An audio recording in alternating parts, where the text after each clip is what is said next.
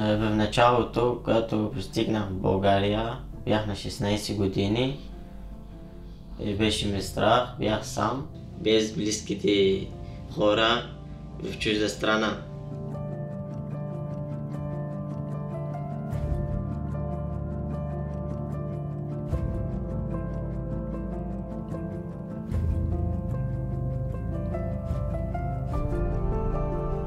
Мечтая на обикновени неща, здраве и спокойствие.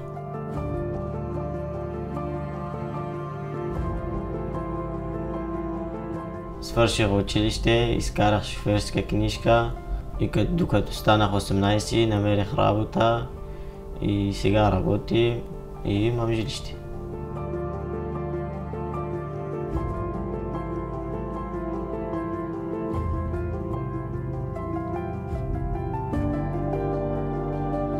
След 10 години се представям съвсем обикновен човек, женен, с 2 деца и устроен с хубава работа и жилище.